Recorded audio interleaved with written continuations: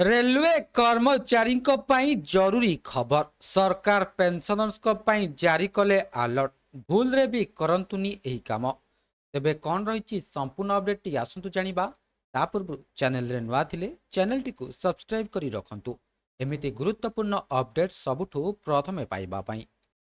Rail मंत्रालय एक सरकारी एडवाइजरी जारी करिछि जेउथिरे पेंशनभोगी मानकु साइबर ठकई विरोध में सतर्क रहिबाकु अनुरोध करा जाइछि।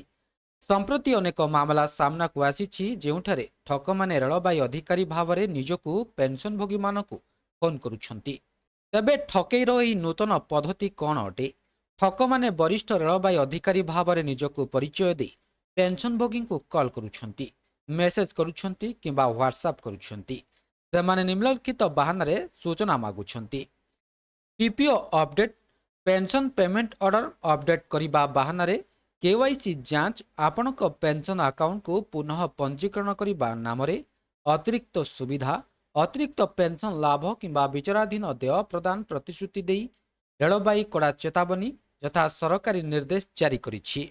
ରେଳ ମନ୍ତ୍ରାଳୟ ସ୍ପଷ୍ଟ ଭାବରେ କହିଛି ଯେ ରେଳବାଇ କେବେ ବି ପିପିଓ କିମ୍ବା ସେବା ରେକର୍ଡ ଅପଡେଟ୍ କରିବା ପାଇଁ କୌଣସି ଲିଙ୍କ ପଠାଏ ନାହିଁ। କୌଣସି ରେଳବାଇ ଅଧିକାରୀ ଆପଣଙ୍କୁ ଫୋନ୍ କଲ୍, ଏସ୍ଏମ୍ଏସ୍, ହ୍ୱାଟ୍ସଆପ୍ କିମ୍ବା ସୋସିଆଲ ମିଡ଼ିଆ ମାଧ୍ୟମରେ ଆପଣଙ୍କର bank account number, password, OTP କିମ୍ବା କୌଣସି ଗୋପନୀୟ ଆର୍ଥିକ ସୂଚନା ମାଗନ୍ତି ନାହିଁ। ତେଣୁ ଆପଣଙ୍କର ପେନ୍ସନ୍ ଅପଡେଟ୍ କରିବା ପାଇଁ ଆପଣଙ୍କୁ ପଠାଯାଇଥିବା କୌଣସି ଲିଙ୍କ ଉପରେ କ୍ଲିକ୍ କରନ୍ତୁ ନାହିଁ। ତେବେ ଆପଣମାନଙ୍କୁ କ'ଣ କରିବା ଉଚିତ?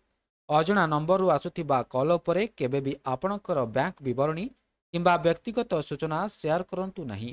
ଯଦି ଆପଣଙ୍କ ପରିବାରରେ କୌଣସି ବୟସ୍କ ବ୍ୟକ୍ତି ଅଛନ୍ତି ତେବେ ସେମାନଙ୍କୁ ପରିସ୍ଥିତି ବିଷୟରେ ଜଣାନ୍ତୁ ଏବଂ ପରିସ୍ଥିତି ବିଷୟରେ ବୁଝାନ୍ତୁ। ତଥାପି ଯଦି ଆପଣ କୌଣସି ସନ୍ଦେହଜନକ କଲ୍ କିମ୍ବା ମେସେଜ ପାଆନ୍ତି ତେବେ ତୁରନ୍ତ ଆପଣଙ୍କର ସ୍ଥାନୀୟ ପୋଲିସ ସାଇବର ସେଲ୍ ଯଥା ସାଇବର ଅପରାଧୀ ହେଲ୍ପଲାଇନ୍ ନମ୍ବର 1930 କୁ କଲ୍ କରନ୍ତୁ ଏବଂ ଆପଣଙ୍କର ସମ୍ପୃକ୍ତ ରେଳ ପ୍ରଶାସନିକ କାର୍ଯ୍ୟାଳୟକୁ ଯାଆନ୍ତୁ। ତେବେ ପେନ୍ସନ୍ କିମ୍ବା ପେ କମିଶନ ସମ୍ବନ୍ଧୀୟ ଯେକୌଣସି ସୂଚନା ପାଇଁ କେବଳ ସରକାରୀ ରେଳବାଇ ୱେବସାଇଟ୍ ପରିଦର୍ଶନ କରନ୍ତୁ। ଦୟାକରି ଧ୍ୟାନ ଦିଅନ୍ତୁ ଯେ ଆପଣ କୌଣସି ପ୍ରଲୋଭନ କିମ୍ବା ଭୟରେ, ଯେପରିକି ପେନ୍ସନ୍ ବନ୍ଦ ହେବାର ଭୟରେ ଆପଣଙ୍କର ବ୍ୟାଙ୍କ ବିବରଣୀ ସେୟାର କରନ୍ତୁ ନାହିଁ। ତେବେ ଏହା ଥିଲା ସମ୍ପୂର୍ଣ୍ଣ ଅପଡେଟ୍ଟି।